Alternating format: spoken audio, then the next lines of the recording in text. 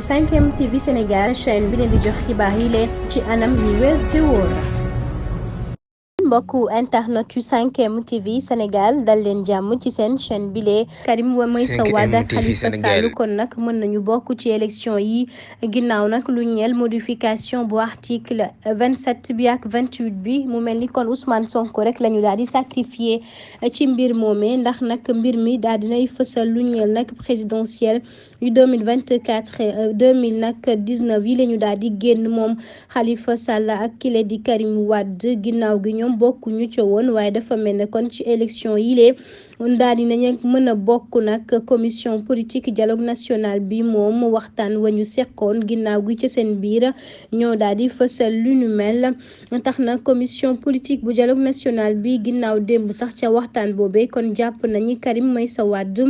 ak kile di Khalifa Sall mën nañoo bokkee yaay jëm rek ci élection présidentielle yu 2024 yile ginnaaw révision bi nga xam ne rek amal nañ ko bi ñu waxtaanee rek jëm ci dialogue national boobee ay accord rek yu jëm ci partie prenante bi ginnaaw bi ñu soppee lu jëm ci article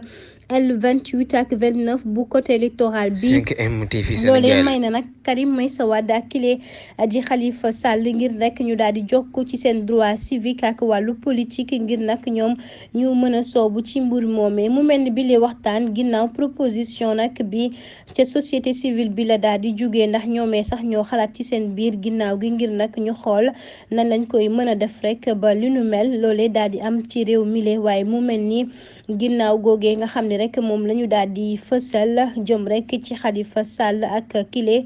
di Karim Meïssa Wade ndax xamle nañ ni ñoom lañ leen di toppee bokkul benn yoon commission politique nationale bi moom dafa war a rek régler problème yi nga xam ni moo am jamono ji ginnaaw loolee nga xam ni moom la ñu gis nag ñoom ñu waxtaane ko ci seen biir ndax commission politique bi fi mu nekk ni rek moom mooy xaajale nag moom mooy itam séddale jëm nag ci question bu candidature bu njiitu réew mi Macky Sall ginnaaw ña ca bokk ak waxtaan yañ doon waxtaane ñoom ñu ci bari sax joxe nañu seen ay position ca noone itam daal di rek woote ci jàmm ak salaam jëm ci wàllu constitution ak loi